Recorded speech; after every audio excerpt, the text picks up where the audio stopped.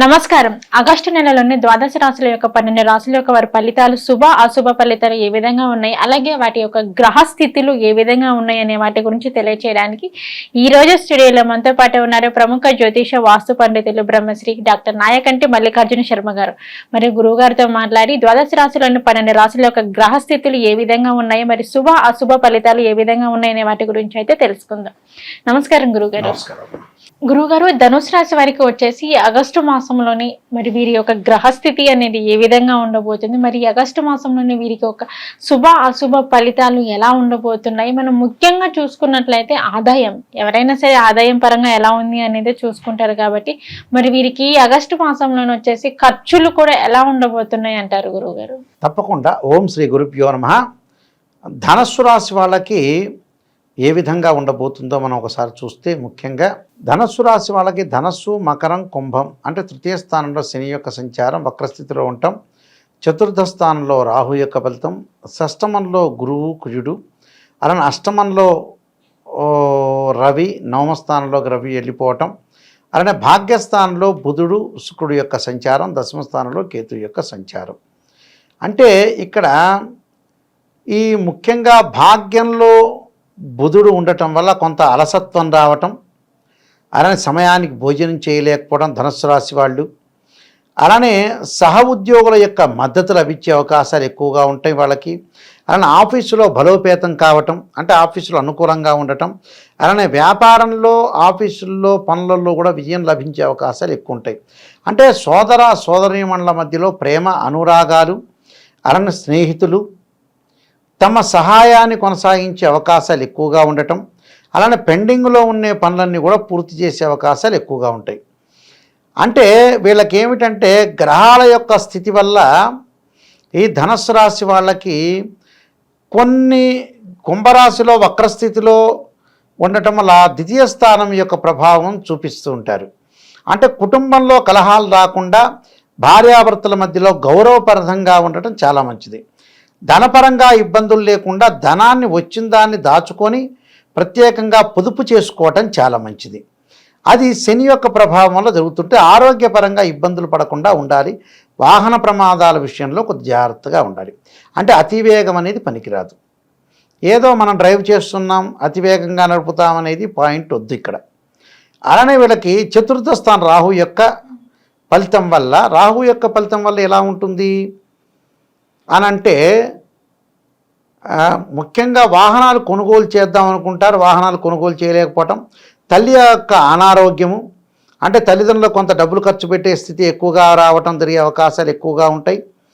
దానితో పాటు ఈ ధనుసు రాశి వాళ్ళకు కూడా భాగ్యస్థానంలో శుక్రుడు యొక్క ఫలితం వల్ల కూడా ప్రేమ కలాపాలు, అలానే వివాహాలు శుభ కార్యక్రమాల్లో పాల్గొనే అవకాశం, ప్రేమించిన యువకులు ఎవరైతే ఉంటారో వాళ్ళు గతంలో పెద్దలను ఒప్పించలేక వాళ్ళు పెళ్లి చేసుకోలేక ఎంతో బాధపడుతున్న వ్యక్తులు కూడా పెద్దలను ఒప్పించి పెళ్లి చేసుకునే అవకాశాలు ఎక్కువగా ఉంటాయి. దాంతోపాటు దేశభక్తి, గురువులను పూజ చేయటం, కార్యసిద్ధి, ఆరోగ్యం అనేది కొంత చిన్న ఇబ్బందులు కలిగినా కూడా చివరికి అనుకూలంగా ఉంటుంది. కులాచార అభిమానం, కులానికి సంబంధించిన వృత్తులు కొన్ని ఉంటాయి. అంటే కులవృత్తి మానకుర గువ్వలు చెన్న అని కొంతమంది కులవృత్తిని ఉండే వ్యక్తులు ఉన్నారు. అలాంటి వాళ్ళు కులాన్ని గౌరవిస్తూ తన యొక్క వృత్తిని కూడా దానిలో దైవత్వాన్ని చూసుకుని ముందుకెళ్ళే వ్యక్తులు కూడా ఉంటారు. ధర్మ కార్యాచరణ, బంధుమిత్రుల యొక్క పీడలు కలిగే అవకాశం ఉంటాయి. అంటే బంధుమిత్రులు ఓర్చలేనితనం అంటే ఏంటంటే, ఎవరైనా సరే మన మీద ఈర్ష్యాద్వేషాలతో ఉన్నారు అని అంటే మనం బాగుపడినట్టే అర్థం. మన మీద ఈర్ష్యపడుతున్నాడు ఒక వ్యక్తి అంటే మన మీద ఎందుకు ఈర్ష్యపడతాడు, మనం బాగుపడినట్టేగా అర్థం. మనం బాగుపడ్డాం కాబట్టి ఈర్ష్యాద్వేషాలు చూపిస్తుంటారు.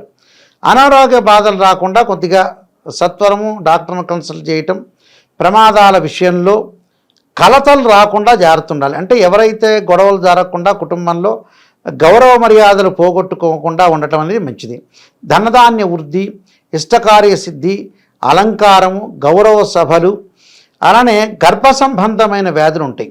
మగవాళ్ళకి అబ్డామిన్ సంబంధించిన దోషాలు, పొట్టకు సంబంధించిన ఉదర సంబంధించిన దోషాలు, అలానే ఆడవాళ్ళకు వచ్చే గైనకు సంబంధించిన ప్రాబ్లమ్స్ వచ్చే అవకాశాలు ఉంటాయి. అంటే గైనకు సంబంధించిన విషయాలు, శత్రువులు కొంత పెరిగే వాళ్ళు ఉంటారు. మన దగ్గరే మన పక్కనే ఉండి గోతులు తీసేవాళ్ళు ఉంటారు. ఓపెన్గా మాట్లాడేవాళ్ళు ఎంత కొట్టుకున్నా తిట్టుకున్నా ఒక రకంగా ఉంటారు మనుషులు. పక్కనకి వెళ్ళి ఈ రకరకాలుగా చెప్పేవాళ్ళు వ్యక్తుల్ని నమ్మకూడదని అర్థం. అలానే ప్రయాణాల్లో ప్రమాదాలు, మనశ్చింతత, ప్రతికూలం, చదువు పట్ల బాగా శ్రద్ధ చూపించాలి. అంటే ఏరే వ్యాపకాలను చూసుకోకుండా విద్యార్థులు కూడా చదువే జీవితం, చదువే లైఫ్, మనం చదువుకోవడానికి మాత్రమే వచ్చాం అని ఆలోచన చేసి తల్లిదండ్రులని గౌరవిస్తూ చదువుకోవటం అనేది చాలా మంచిది. అలానే పెండింగ్లో ఉన్న పనులన్నీ కూడా పూర్తవుతాయి, కంప్లీట్ అవుతాయి. తొందరపాటు నిర్ణయాలు ఎట్టి పరిస్థితుల్లో కూడా తీసుకోకూడదు. దేని విషయంలో సరే, ఉద్యోగపరంగా అనుకోవచ్చు, వ్యాపార పరంగా అనుకోవచ్చు, డబ్బు ఇచ్చేటప్పుడు అనుకోవచ్చు, ఒక బట్టలు కొనుగోలు చేసేటప్పుడు అనుకోవచ్చు, బంగారు ఆభరణాలు కొనుగోలు చేసేటప్పుడు కూడా కొంత జాగ్రత్త ఉండాలి. కొంత మాట పట్టింపు ఎక్కువగా ఉంటుంది ధనుసు రాశి వాళ్ళకి.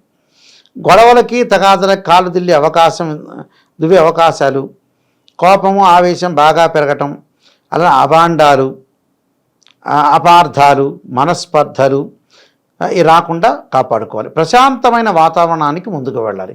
కొత్తగా ఏమీ చేయకూడదు, వీళ్ళు కొత్త వ్యాపారం చేయకూడదు. కొత్త ఉద్యోగం మారేటప్పుడు కూడా అవసరమైన స్థితిలోనే కొద్దిగా జాగ్రత్తగా ఉండి ముందుకు వెళ్ళాలి. అన్నీ కొత్త విషయాలు. ఇల్లు మారేటప్పుడు కూడా సడన్గా ఇల్లు మారాలి, వాళ్ళ ఇంటి వాళ్ళు మంచివాళ్ళో కాదో, మనకు అనుగుణంగా ఉంటారో లేదు, ఇవన్నీ కూడా ఒక ప్రత్యేకంగా ఆలోచన చేసి ముందుకు వెళ్ళాలి. ఆలోచన చేయలేదనుకోండి అనాలోచన చర్యలు అంటారు. అంటే మన జీవితాన్ని మనం సర్వనాశనం చేసుకున్నట్టు అర్థం. ఇప్పుడు ధనుస్సు రాశి వాళ్ళకి కొన్ని గ్రహాలనేవి అనుకూలంగా లేవు. కొన్ని గ్రహాలు, శుక్రగ్రహం చాలా అద్భుతంగా ఉంది వీళ్ళకి, దానివల్లే వీళ్ళకి మేలు జరగాలి.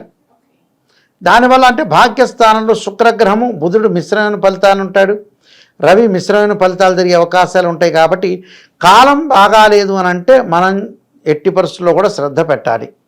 అలానే కుటుంబానికి సంబంధించిన బడ్జెట్ విషయంలో కూడా శ్రద్ధ పెట్టాలి. ఎట్లా పడితే అట్లా విచ్చలవిడిగా ఖర్చు పెట్టుకోకూడదు. బంధుమిత్రులు కూడా వచ్చిన వాళ్ళందరినీ తీసుకొచ్చేసేసి వాళ్ళు బడ్జెట్కి తగ్గట్టుగా మన కెపాసిటీ ఏంది, మనం ఎలా ఉండగలుగుతాము, ఎలా ఉంటే మనకు జీవితం అనేది సాగుతుంది అనేవన్నీ కూడా శ్రద్ధ పెట్టాలి. మనం శ్రద్ధ పెట్టలేదనుకోండి అనవసరమైన విషయాలు, తర్వాత రకరకాల వ్యక్తుల ద్వారా కూడా కొన్ని ప్రమాదాలు జరిగే అవకాశాలు ఉంటాయి. ప్రమాదం జరగకుండా కాపాడుకొని ముందుకు వెళ్ళాలి. అలానే అసంతుష్ట భోజనం అంటారు, అంటే సంతృప్తి లేని భోజనం చేస్తారు వీళ్ళు. సంతృప్తికరంగా భోజనం చేయాలి, అలసత్వం అనేది లేకుండా ఉండాలి. ప్రేమ అట్రాక్షన్ అంటే సెంటర్ ఆఫ్ అట్రాక్షన్ ఉండే అవకాశాలు ఎక్కువ ఉంటాయి. గురువుల్ని పూజ చేయటం, పూజా స్టోర్ వాళ్ళకి కానీ, అలానే రియల్ ఎస్టేట్ వాళ్ళకి కానీ కొంత భూ సంబంధించిన విషయాల్లో కొంత లావాదేవీల విషయంలో గొడవలు తగాదలు వెళ్ళకూడదు. కోర్టు సమస్యలు కొంత పెండింగ్ ఉండే అవకాశాలు ఉంటాయి, నిదానంగా పెండింగ్ అవుతాయి. ఇవన్నీ కూడా సమస్యలు అనేవి వాళ్ళకు కొన్ని ఉన్నాయి సమస్యలు. అంటే వీళ్ళకి 60% బాగుంది, 40% నిజంగా బాగాలేదు.